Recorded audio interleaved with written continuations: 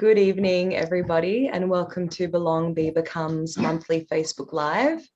My name's Alana, and each month I give early childhood professionals well-being tips, practices, and techniques to be conducive to your overall well-being. And this month I am really excited to have Tim Perkins here. I'm going to start by reading all this juicy stuff about Tim. So first of all, welcome, Tim. Hi, Lana. Hello, how are you? I'm good. I'm great. Looking forward to it. Yes, we all are actually. We've had a lot of interest, Tim. Great. This is going to be great. So let me start off by introducing you formally. So Tim is actually many things. He is a facilitator and keynote speaker. And in his role as a senior associate with Cut Through Coaching and Consulting, what is the podcast called again, Tim? Habits of Leadership. Habits of Leadership. So this is a podcast. It's a great podcast, by the way. He also runs workshops with educators, corporate groups, and elite sporting organizations. He runs workshops that focus on the themes of well-being, mindset, engagement, motivation, mentoring, leadership, and change, and which explores how schools and organizations can be responsive to both student and staff needs to enable them to flourish. Some pretty powerful stuff, Tim. Tim's also been working in schools, universities, and education consultancy for more than 25 years and has a very rich and unique outlook built on an insider's perspective. So, Tim, it's a really great honor to have you here tonight, and welcome again. Thanks so much, Alana. I'm looking forward to having a bit of a chat about resilience. It's something that I'm really interested in and doing a lot of work around. So I'm looking forward to, exploring it a bit with you. And thanks for the kind intro. I think I wrote most of it. So that's fairly embarrassing, but let's ignore all of that and just chat. No, not at all. It's really quite, it's first of all, very impressive, but maybe you could just start by talking a little bit about how you came to all these different roles and what really was the core and the link between all these different roles you've had that has led you to where you are now. Yeah, so I started off, I suppose most of your audience are going to be early childhood educators, but not necessarily. I know some other people that I've got in contact with who might be in tonight are teachers, all sorts of people from everywhere. But if we're thinking, specifically about an education, and specifically probably an early childhood education sort of audience, my background originally was in primary teaching. So I did primary teaching. My first teaching job was teaching kindergarten kids. So down that end of the spectrum where some of your audience will be familiar, working with 5-year-olds, which is truly some of the funniest work you can do. I think 5-year-olds say and do the funniest things, and they just break me up. Did that for about 15 years. I was a primary school teacher and totally loved it. It was a great gig, and loved working with young kids. And then I had a couple of kids of my own and found that I was kind of giving my best to other people's kids and didn't really have the energy for my own kids. When I came home at the end of the day, I was a bit crabby with them and giving all my love to other people's kids, which seemed a bit insane. And a few things sort of pushed me out of teaching a little bit. One of the main ones, I suppose, was my kids' age and just feeling like I needed to do something that was a bit more conducive to being a dad to little kids. But also, things were starting to happen in schools that were a bit whack, things like A to E reporting in primary schools, which I really struggled with that idea of, giving a 5-year-old a grade A to E for art, for example. It just seemed a bit mental. And then I was offered the opportunity, it was a nice coincidence, really, just as I was getting a bit jack of teaching, got the opportunity to do some university lecturing. I'm teaching a subject that everybody hates and everybody says they're no good at, which is maths. I just really loved teaching, working with young adults. And it was a totally different end of the spectrum to teaching really young kids, where a lot of our time, in schools is spent helping kids manage their behaviour and helping them learn how to manage their behaviour. And that's hard work. And, people who are cut out for it, it's brilliant that they're doing it. And, but, my dad said to me when I was probably in my mid-30s, he said, being a parent is a young man's game, but he was also talking about being a teacher is a young man's game or a young woman's game in a way, in that when you've got all of that energy to work with young people, you can put that time and effort. And, energy and effort, that's not specifically related to your age, but certainly, I found it harder as I got older to work with really young kids, and then got this opportunity to work with young adults. And working with young adults was brilliant because I didn't need to manage their behaviour at all. If they wanted to sit in lectures on Facebook or whatever, that was their choice. And I was pretty tough on them about that sort of thing, phones and Facebook and shopping and the stuff. But then I realised as well that a big part of that was about, if I wanted them to be engaged, then I needed to be engaging.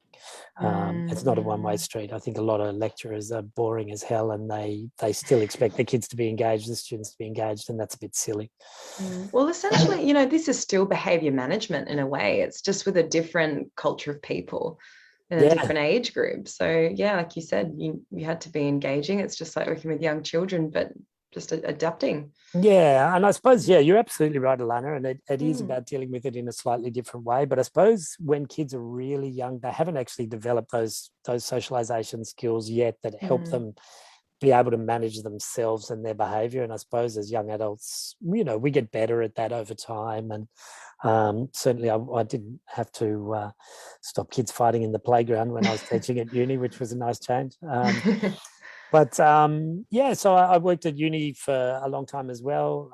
I was at the University of Notre Dame for a long time, and then bits and pieces at a few other universities.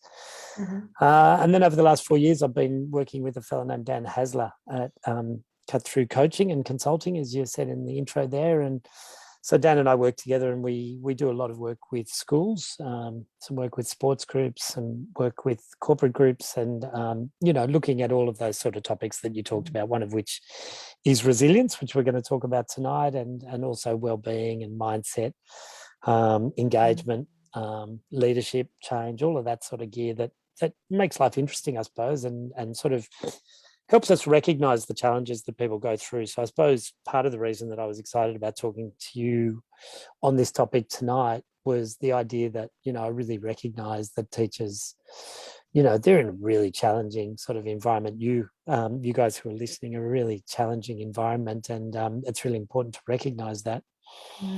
Thank you for saying that, Tim. Because I think that's the first thing, just that pure acknowledgement is that's the first thing that's missing. And then, once other people can say it out loud, we can suddenly feel like, oh, it has been hard. Oh, that's okay. Yeah. Yeah.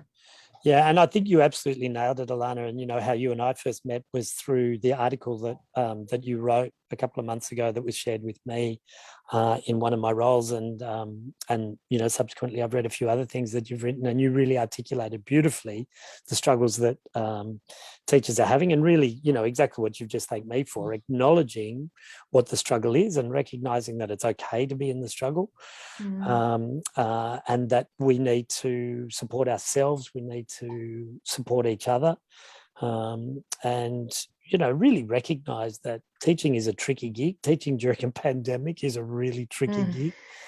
We're managing our own stuff, which we're in unfamiliar territory. We're on, unstable ground as we're trying to work out, God, what does this mean for us? A lot of us, aren't able to see family. We're not able to see friends. We've been, trying to manage schooling via Zoom, which, in your case, working in Steiner education, trying to manage Steiner and being online for a lot of Steiner teachers, really, really challenging, and really opposite to what the philosophy and your philosophy of education is about for a lot of us, the same sort of thing.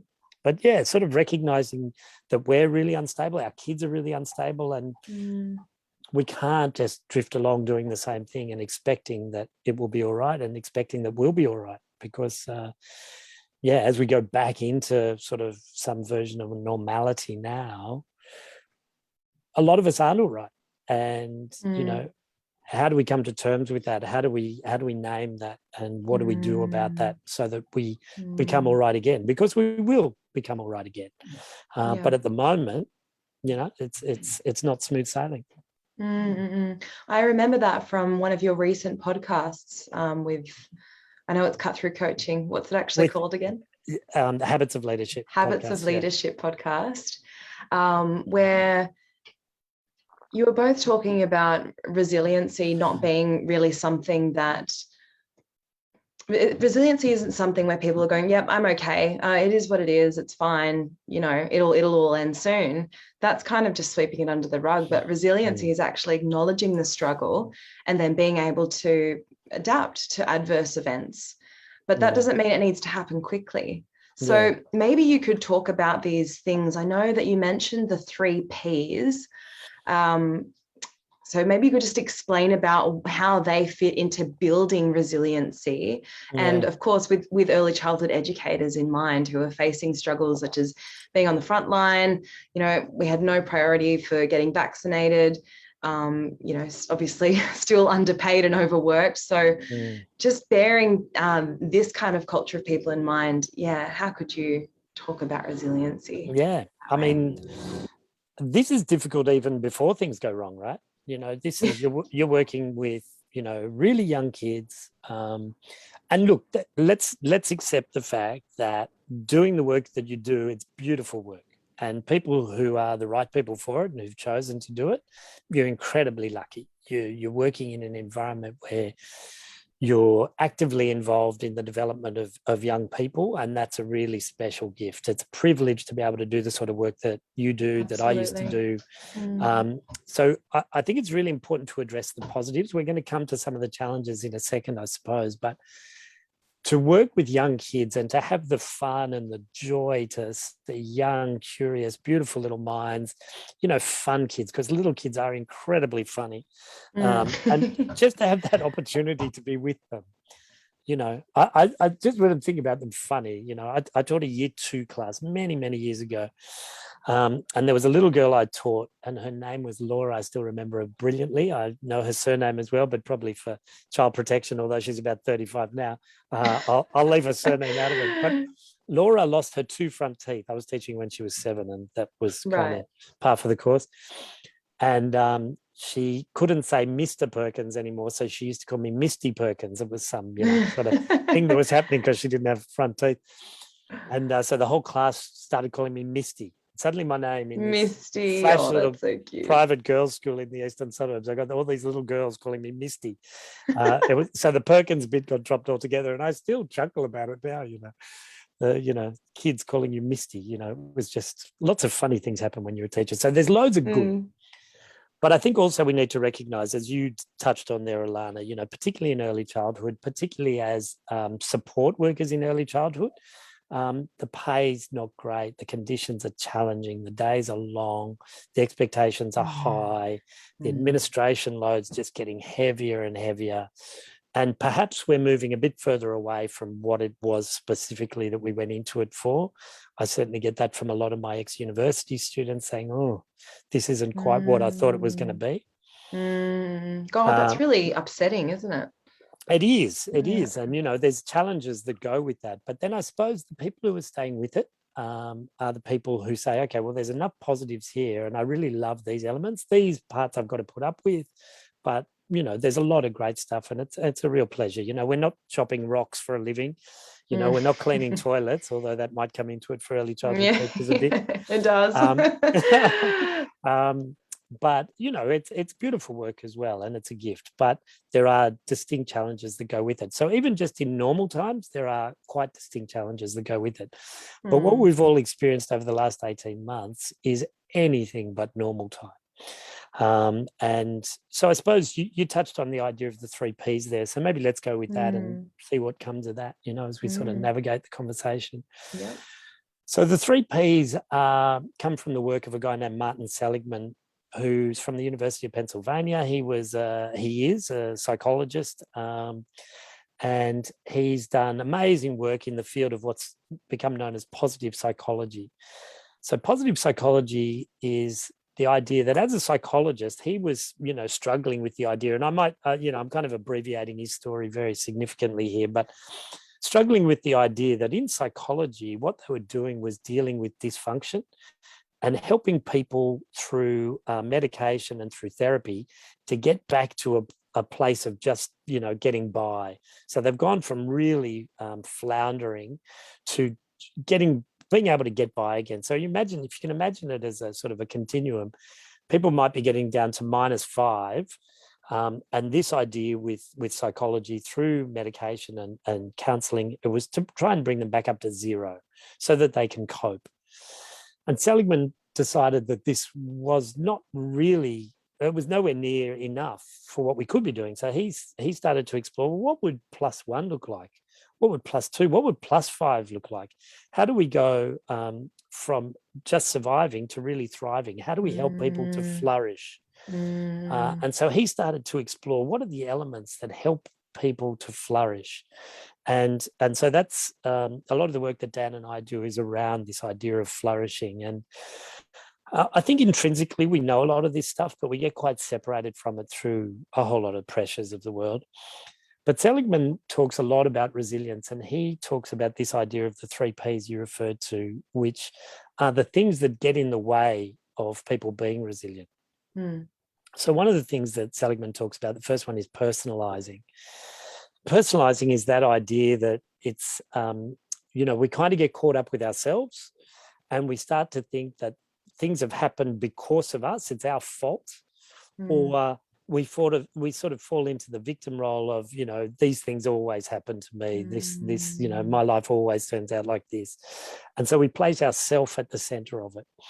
And just keep in mind here that these 3 Ps I'm talking about, these are the things that get in the way of us being resilient. So we want to challenge these things and barriers. say, okay, the barriers. Could we do this differently? Am I someone who personalizes things a bit? If so, can I address that a little bit? The second one is pervasiveness. This idea that whatever this adverse event that has occurred, or this adverse sort of mindset feeling that I have, is it, people who really struggle with resilience feel that the things that are happening to them that have gone wrong become all pervasive. It's going to seep into every corner of our life. This is going to negatively impact everything about us. If I break up with my partner, that's going to affect my work. It's going to affect this. It's going to affect that. It's going to affect everything in my life will be colored by this situation. Someone steals my car. Oh my God, my life's a disaster, blah, blah, blah, and sort of catastrophize and go into, which is perfectly normal human behavior. It's just not particularly helpful behavior. So challenging this sort of behavior, is it really affecting every element of your life? And then the third one, which is, I need to look at my notes, personalizing pervasive permanence is the other one. That this will always be like this. This is going to impact my life forever. This will never get better. It will never change. One of the podcast interviews that I did, I don't know if you've heard this one or not, Alana, but one of the earlier ones that we did based on some work I'm doing around resilience was an interview with a woman named Lucy Hone, who's an English woman who lives in New Zealand, who studied under Martin Seligman and did a master's in positive psychology and went on to do a PhD in positive psychology. And she knew all the theory. She was great at the theory and helping other people work with stuff. But then she had to put it into practice in her own life because she went through a terrible experience where her 12-year-old daughter was killed in a car accident with Lucy's best friend, her best friend's daughter, and Lucy's daughter. The 3 of them were all killed in this horror accident 6 or 7 years ago. And the reason I bring this very heavy story up is because Lucy talks a lot about the 3 Ps. And so when she talks about the personalizing, and so I suppose I'm telling you an extreme story because you say, well, if someone like this can address these 3 issues, then when my boyfriend breaks up with me, it's not as severe as what happened to her. It's super significant, and it's probably more significant because it's your personal stuff.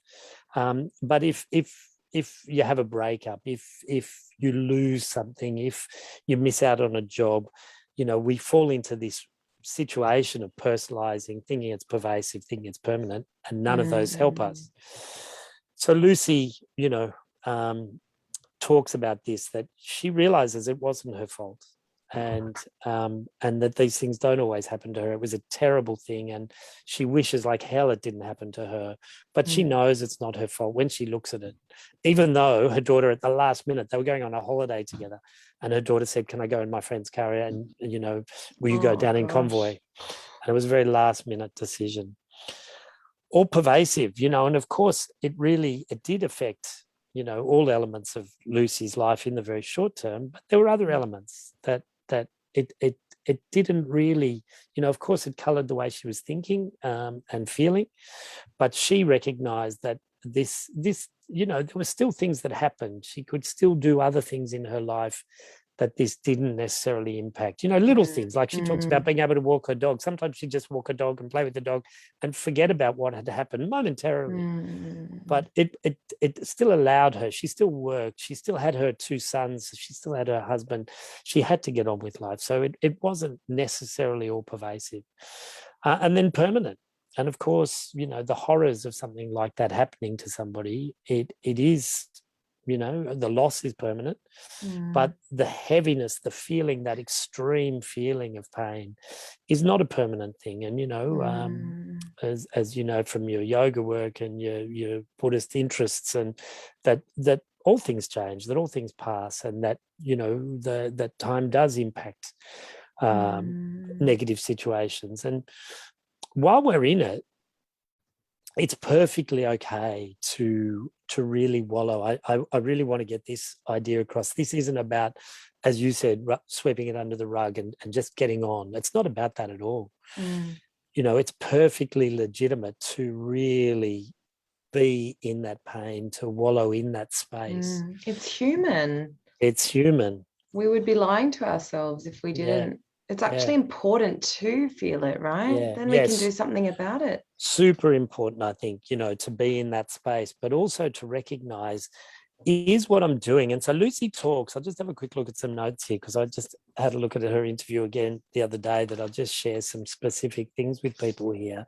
She talks about 3 things as well that sort of really help us. And she one of the first things she says is that resilient people understand that bad things happen. We'd be completely kidding ourselves and delusional if we didn't think that bad things were going to happen to us. And so they understand that suffering is part of our life. We don't want to suffer. Suffering is not pleasant, but it is always going to be a part of our life, whether it's stubbing our toe, whether it's, having a car accident, whether it's whatever, day-to-day sort of stuff that happens. Suffering and pain is a part of our life. And when you know this, it helps you stop feeling discriminated against, and so this really works on the personalizing element of it. This happens, stuff like this happens. And if we're going to keep going on through life, we're going to have more experience of suffering and pain. So let's develop ways to help inoculate us from really falling apart as a result of that sort of pain. The second one that she talks about is that resilient people are really good at choosing where they want to place their attention. So Lucy talks about this concept, and this is, if anyone's taking any notes, this is a good one. She talks about the idea of benefit finding. And even in the horrors of what happened to her, she talks about finding the good things that can come from a bad situation. Wow, I'm curious to know how she... And it's intense. It's intense what she specifically talks about here, but she talks about the fact that the car that hit the car that her friend and the 2 little girls were traveling in blindsided them. It came through an intersection, came through a stop sign. They didn't see it coming. They knew that the other side had a stop sign. They weren't expecting anything. It was over instantly. So her daughter and her friend and her friend's daughter, in her mind, they didn't experience any pain. There was no hardship. And she compared that to people who go through terrible pain and suffering before they die. Terminal people. Terminal people who might travel on for years in that awful situation. And she says, well, at least that didn't happen to me. I'm going, oh my God, this woman's incredible. So it really has to be, and this is what Lucy talks a lot about, is choice. She has a choice to think like that. And I suppose it's not always easy though, is it? Like no. you could search for years on end and find benefits with everything, but we do have our own internal traumas and insecurities that sometimes make it really hard to actually feel it. You could think it and go, yeah, okay, that makes sense, but feeling it is another thing.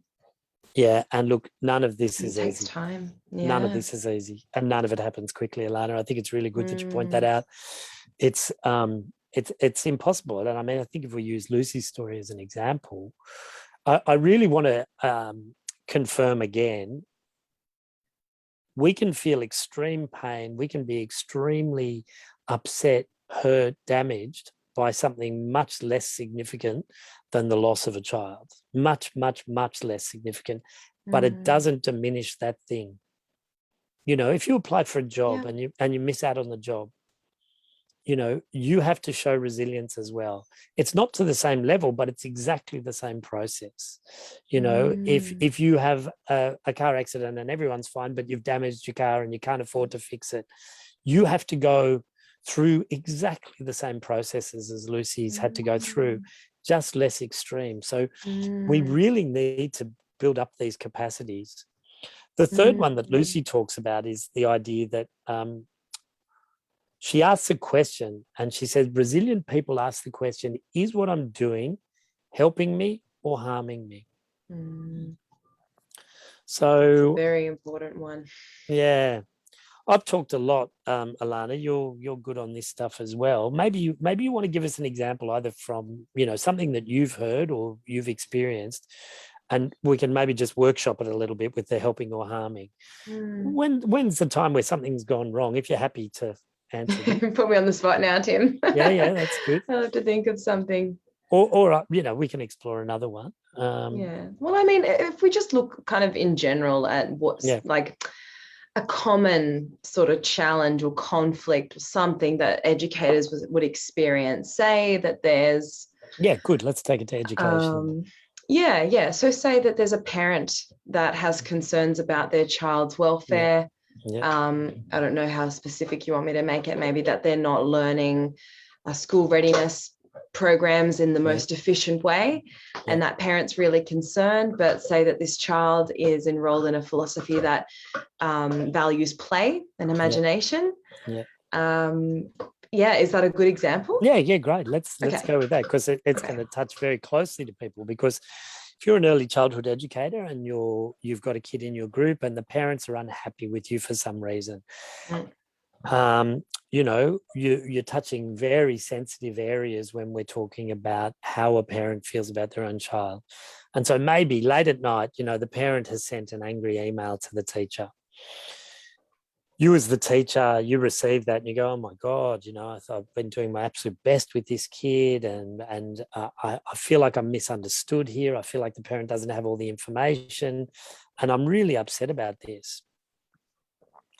Let's go to the helping or harming in relation to this. You know, some of the things that, and jump in, Alana, if you want to here, some of the things that an early childhood educator or any educator might do in a situation like this is really start to blame themselves, really start to go through some self-doubt, you know, that imposter syndrome of, God, I'm always been hopeless at this. I can't believe this. I'm out of my depth. I don't know how, you know, I might be really young. I might be, you know, 23, 24 years old, and this parent's in their 40s and they've got this kid, and I just feel like, you know, they're much more experienced than me, and I'm letting them down, and I'm letting their kid down, and this, I've always been like this. And, you know, that real first P of personalizing, it's my fault and it's all about me.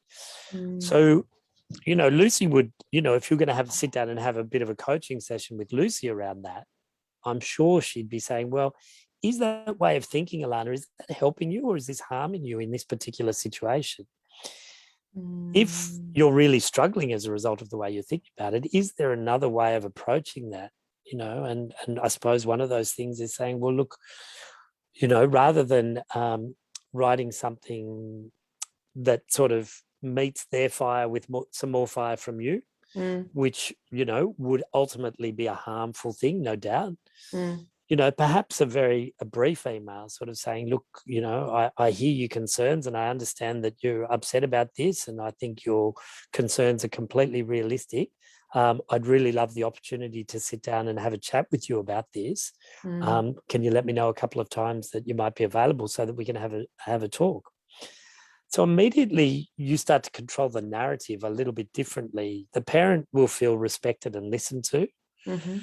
Because the other thing, if we stay with this very specific example, you get that email, you get it at 9 o'clock at night, you're just starting to settle down for the night, you've had dinner, you're just having a bit of time to yourself, going to bed in an hour or so, and now it's just racing through your mind. You have a really fitful, restless sleep as a result of it. You get really stressed. You take the day off because you're worried about confronting these people. They're going to be waiting at the front gate to attack me.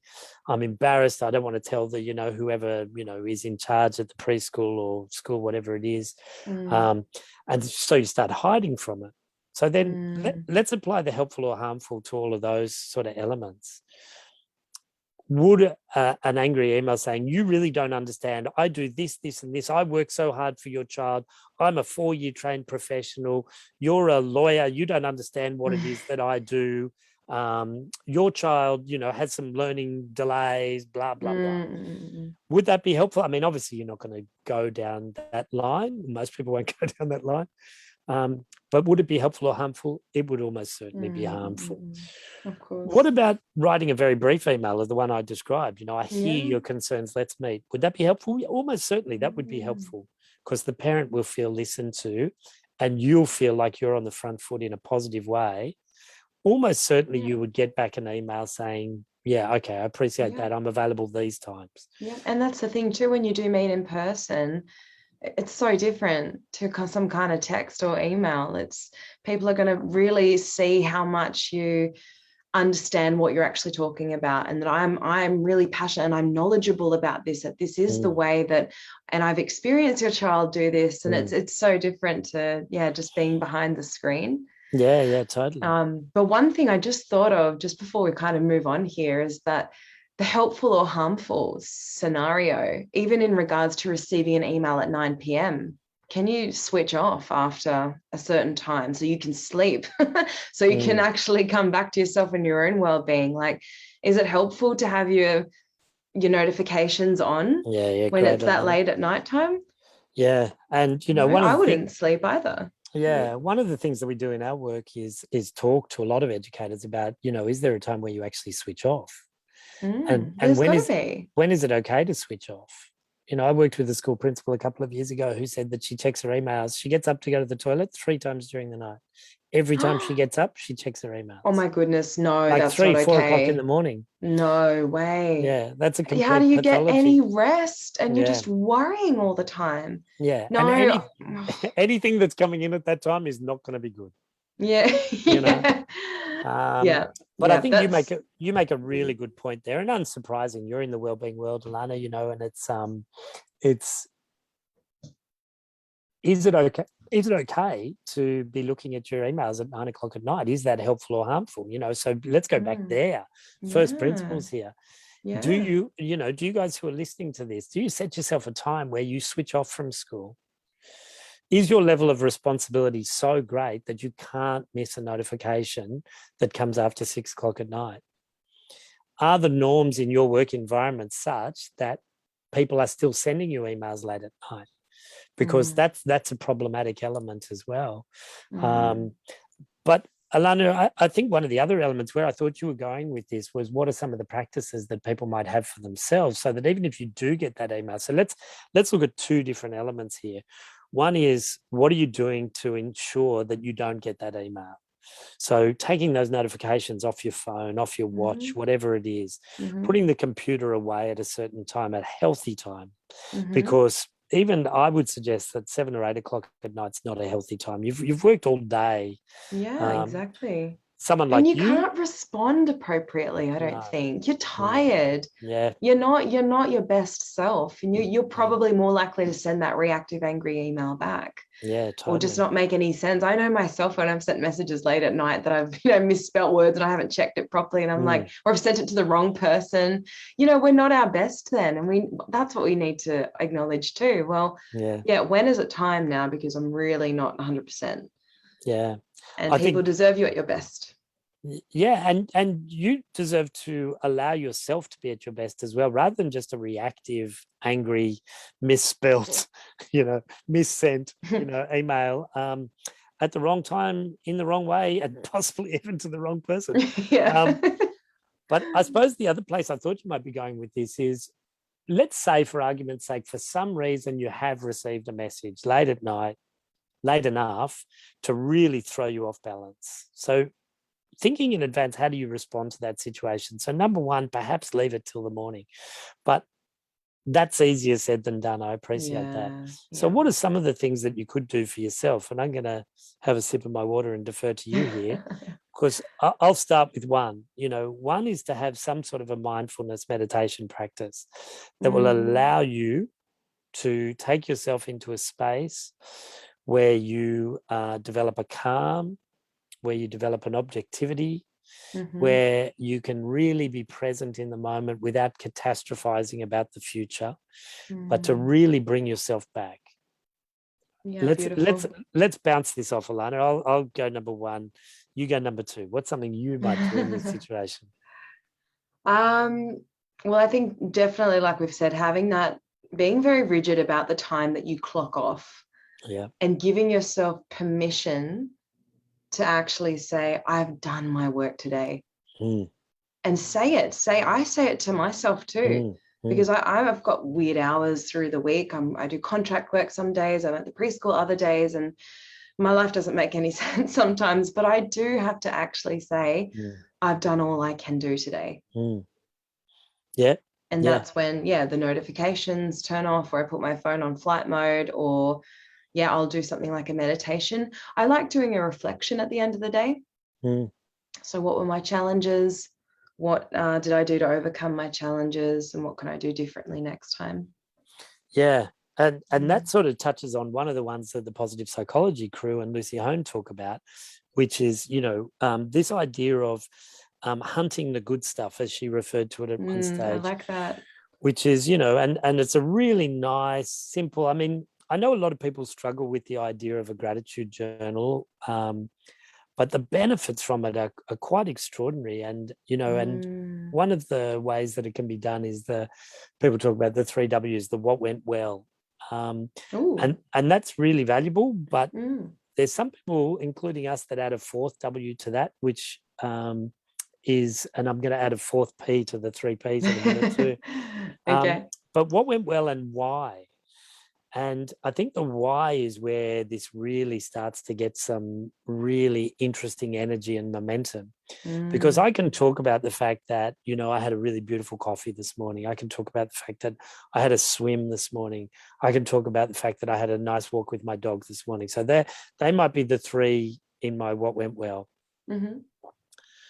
What about if I really, add some emphasis to that by saying, well, why was that a good thing to have that coffee this morning? What was it about the walk with the dog that I really valued this morning? What was it about that swim or seeing that sunrise at the beach this morning? What was it about that really touched you? Why was that important to you and valuable? That's a great reflection. Yeah, and if you can do, it's not mine, by the way. This is taken directly from the world of positive psychology. Yeah. Another really nice one is the idea of developing, going to your phone and looking at your photo reel and looking for a photo that just brings a real smile to your face. And we've all got them, we never have to look too far to find one. And in fact, I'll tell you what my one was today. I'd show it to you, but I'm not going to. I don't know how to share it through this medium, but I was leaving work today and it was raining and there was a snail crossing the footpath. And it was having a nice time, but it was a pretty vulnerable little fella. and it went pretty close to being stepped on by me. But I thought, wow, that is such a cute little story, that little snail story. So I took a little close-up photo of that snail, and it brings me joy. It makes me happy. So rather than looking at emails, maybe I'll be looking at my little snail friend. Yeah. Gratitude does a lot, doesn't it? And I was even thinking, I used to do the journal every night, but sometimes I'd be tired and I thought, I don't want to write that thing. You can also do it internally. Yeah. Just bring things to mind. And even when we were in lockdown and it was just myself and my housemate, before we'd eat dinner, we'd always say, okay, what are 3 good things that happened today? Or what are 3 things that we're thankful for? Yeah. Yeah. And that just kind of set a really nice tone. And then you think, oh, things aren't so bad. Like, they're bad, but I've also got so much, but probably a lot more than other people. So what you're talking about there, and what I was talking about with the photo before, you can create your own positivity portfolio. And that can either be something, the P's again, they're everywhere. Mr. Perkins and his positivity portfolio. Again, it's not my idea. This comes from the world of pos psych. But, a positivity portfolio might be a formal thing, like a particular folder on your phone, or it might be just like what you've said there, Alana. It's just, it's just something that's happening either in your head or just around the dinner table with whoever you happen to live with, talking about the things, and creating your own sort of ethereal positivity portfolio. I talked about a 4th P as well. So, we talked about the personalizing, the permanence, and the pervasiveness. But the fourth P that we've sort of added to this is this idea of possibility. So those first 3 are things that get in the way from us being resilient.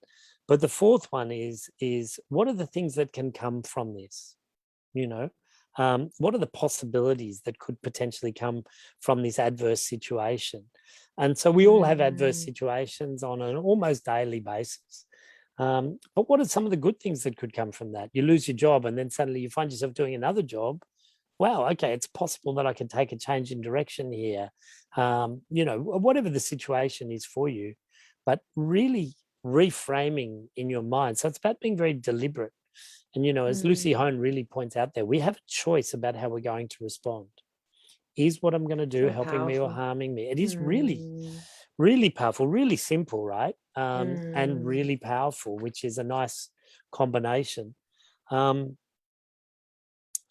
of the things you probably heard in that podcast, which is probably valuable to talk about if we can at this stage, Alana, is the question that I posed in there that I'm going to sort of pose to everybody listening here is, are we possibly too resilient for our own good? And by that, we should unpack that for sure. Yeah. It's and feel free, we can just converse about this if you want, because it's not an answer. It's just kind of an idea to play with. But can we?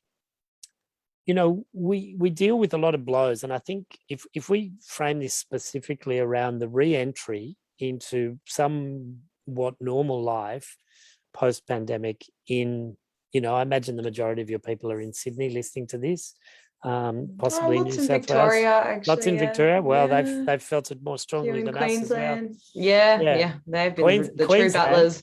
Queensland, they're wondering what a pandemic is. You don't get it. So I mean, people all around listening to this, it doesn't matter who's listening to it, but internationally we've experienced challenges that have come around from this pandemic, and we've taken the blows. We've been told, okay, you can't come into school. Okay, if you come into school, you got to wear a mask. Okay, if you come into school, you've got to do this. If there was a period where we weren't allowed to go to school. You've got to learn Zoom. You've got to learn Teams. You've got to learn, blah, blah, blah. You've got to develop. Just remember, Tim, that educators have just been frontline this whole time. Yeah. We haven't done anything online. We have stayed open. Yeah. So, of course. Yeah. From the early childhood crew. Yes. Well, yeah. So all of the punches that you've taken as a result of that, right? How do you do early childhood education wearing a mask? It's just awful, and it's still happening. Yeah, it's still going. It feels so.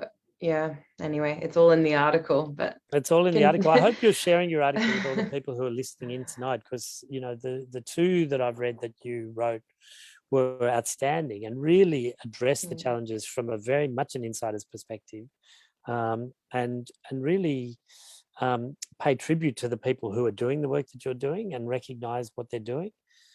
Thank you. But yeah, they're really great articles, and share them around. But it's so with all the punches, metaphorical punches that we've taken through this time, is there a chance that we just keep taking those punches? We take it.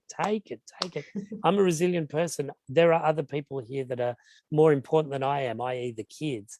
I've just got to keep going. I've got to keep going. And I know in the case of teachers who were homeschooling and who are now, or remote teaching, I suppose, better than homeschooling, remote teaching, and now have got the kids back again in most cases, some of them are really falling in a heap at this stage. And I suppose I want to say it's totally okay to be feeling out of whack. I'm an incredibly positive and optimistic person, and I have been feeling significantly out of whack. And it's surprised me, and it's destabilized me, and it's upset me. And it's a big challenge. Do you know why, Tim? Is it because you're aware of the things that you can't access? Like, why do you think it's shaken you so much? Yeah. Because I think this is helpful for everyone to, again, acknowledge what it is. Like you said before, why did things like walking my dog and having coffee bring a smile to my face and bring me joy? Do we also know why adverse things or seemingly adverse things affect us so much when I'm a pretty happy person. Why is that getting to me so much? Yeah. Look, to be honest, I'm just sort of, I feel like I'm coming out of it right now, which is good. And I suppose part of what's helping with that is the idea of doing things like this and working with other people, getting outside of myself a little bit. Yeah. I think I probably got into my own head a little bit.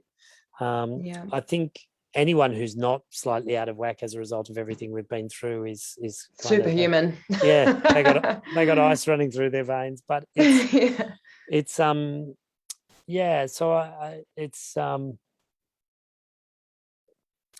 I think it's just trying to come to terms with, because for a lot of us who spent a lot of time at home over the last 3 or 4 months, there were elements of that sort of made us all a bit more introverted, and there were elements of that we probably liked. There was probably a lot of pressure taken off.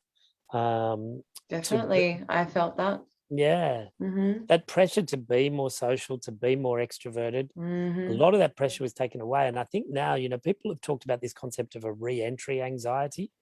And I'm, personally one of the least anxious people around, but I have been feeling this re-entry anxiety. I could have gone back to the office a few weeks ago, but I chose not to. I chose to keep doing it via Zoom. And, I was actually back in the office today, and, I just needed to do it more gradually. I needed to do it more on my terms. And there was no pressure. I work with a fantastic fellow, no pressure whatsoever. And I'm lucky in that situation, but I needed to do it on my terms. I've found that I'm associating with a very small group of people at the moment, despite the fact that I'm able to associate with more, just because I need to do it on my terms. I just need to just go back into things more slowly.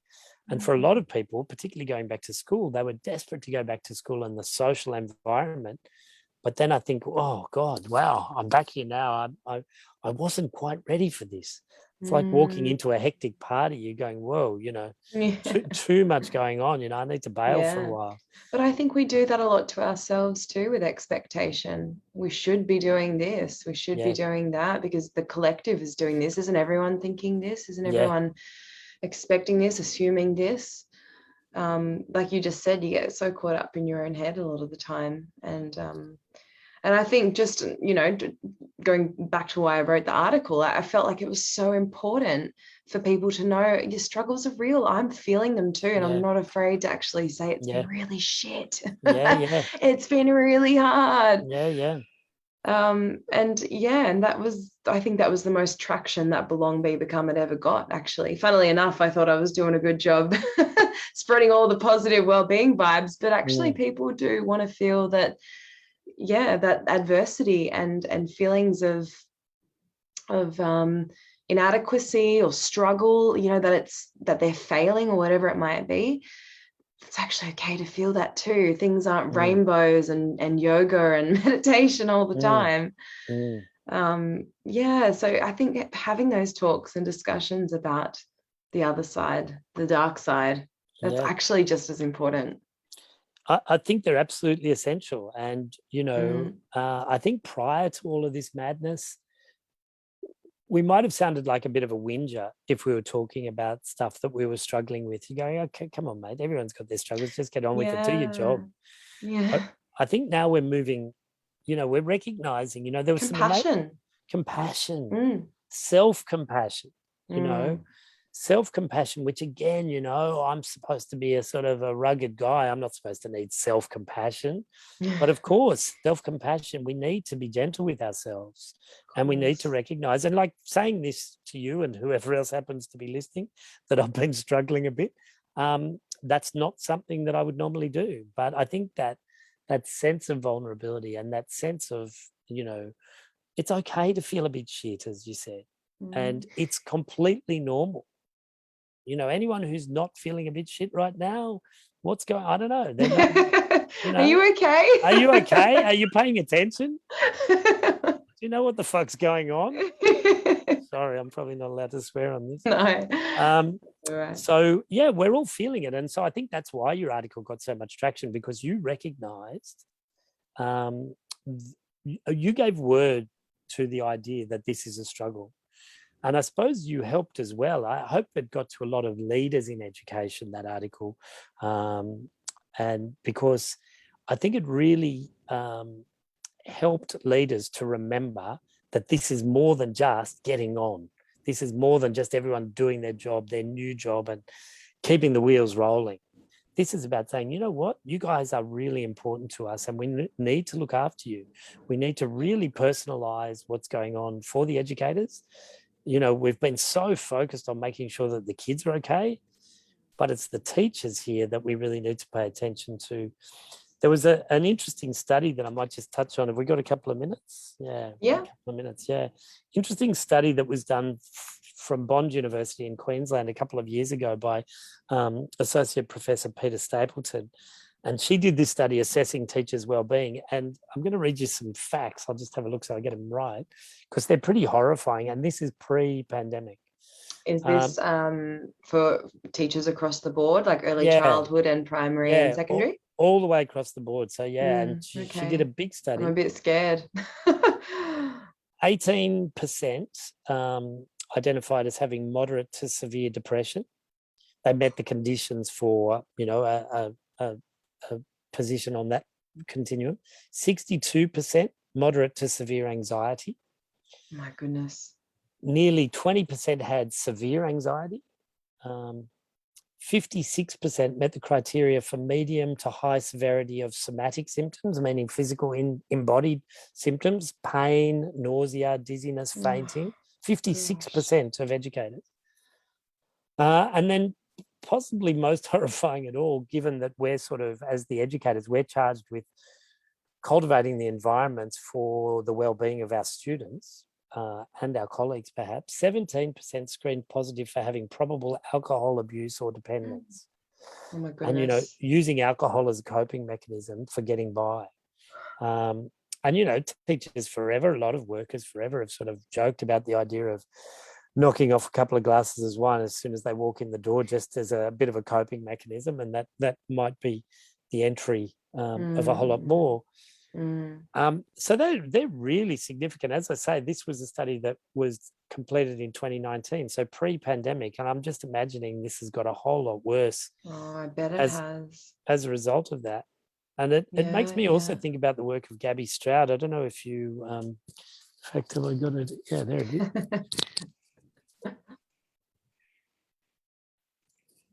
This book here.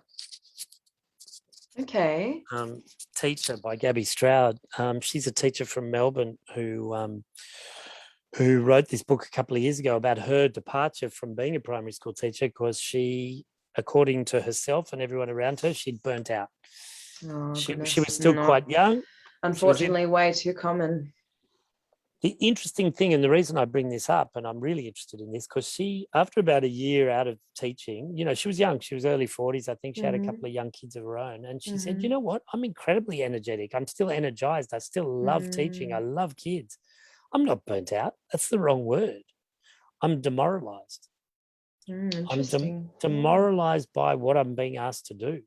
And for a lot of people, they're demoralized by the challenges that they're facing right now, and how do they move beyond that? And so I want to go back to seeing that it's 8:57. I just want to go back to what are some of the things that we can do? And so to really focus on our well-being. Alana, I've been doing some wacky body hacks to myself to help with my own sense of resilience, because it's really important that I practice what I preach around this.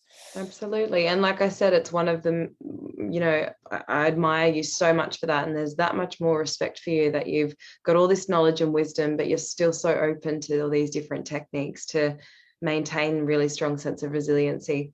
Yeah. So well, respect. One of which is to challenge myself to do something that I hate, which is, yoga. Which, you as a yoga teacher probably have come across a few people like me who just, I don't like it because it's a big challenge to my ego. But I've decided this is something that I really want to do. It doesn't matter if I'm no good at it. And just having a bit of a laugh as I do it along the way as well. Oh, you have to. Yeah. You have to have a laugh about everything. I think that's one of the keys to resiliency, is what can you do to break free and just laugh about something? Yeah. And, and so for me, it's yoga, it's meditation, ice bathing. I've been trying to do that to develop my own sense of resilience. I did it today in preparation for tonight's talk. I had 15 minutes in the ice. My thumbs are still, I've still got pins and needles in my thumbs. Oh my gosh, too. And fasting and all of these sort of things that are just sort of helping me personally. Yeah. But yeah.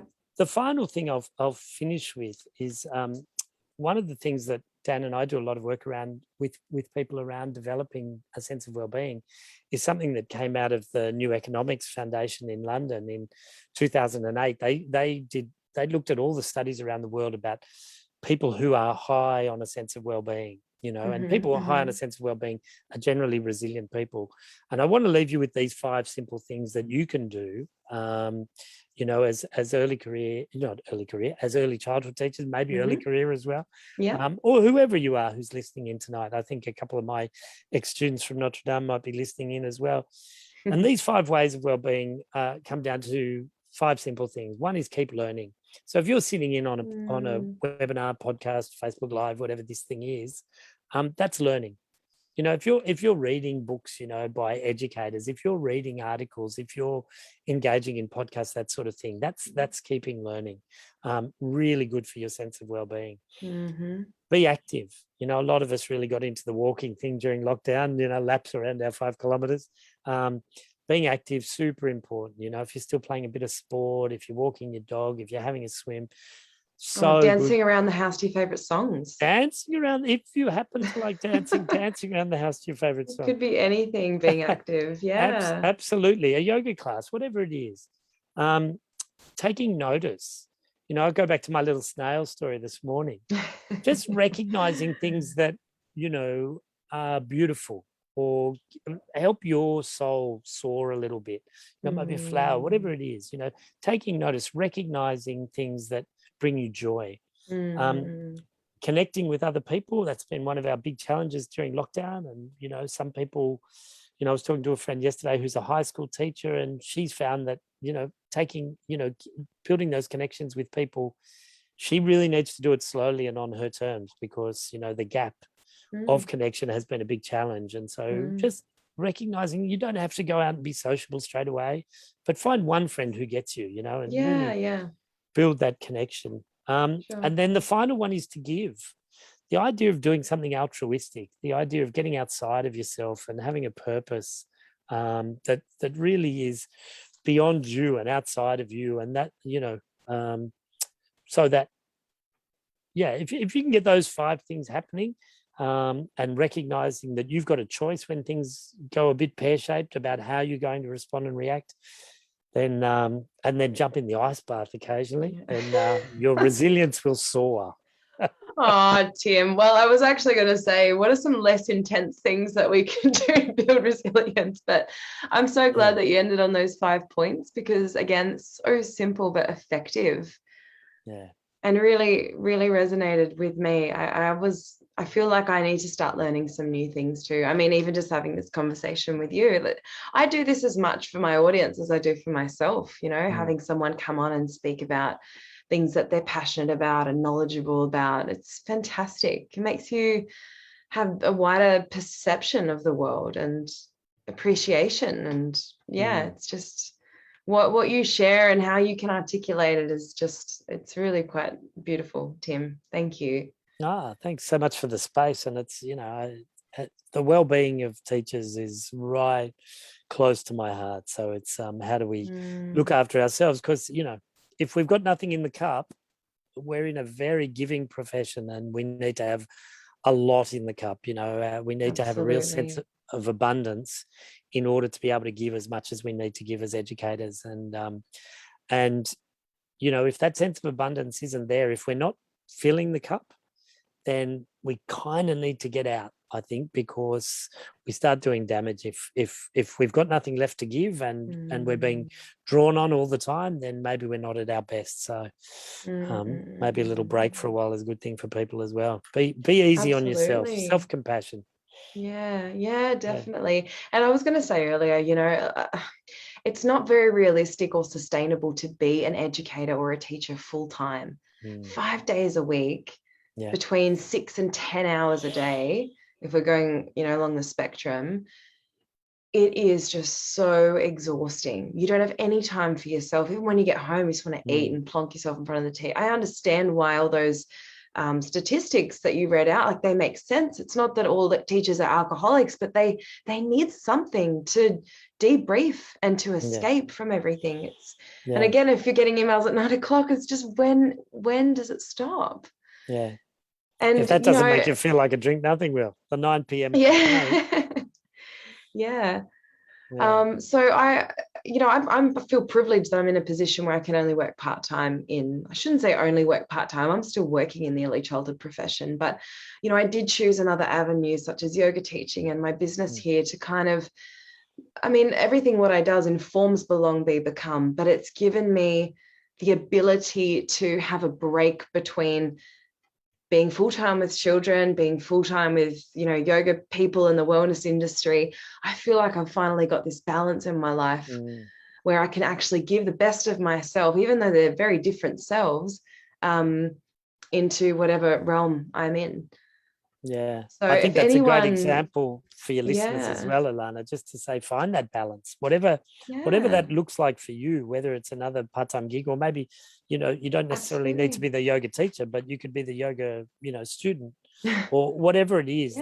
Or anything else that you're great at. Quite often educators and teachers they're good at teaching something, or they've got passion because they want to share something. So I feel like there's so many different avenues, and being able to reflect on those things, you might find, go off into a direction such as the one you have, or all of the different ones you have. You've gone in a million different ways, but they've all informed each other.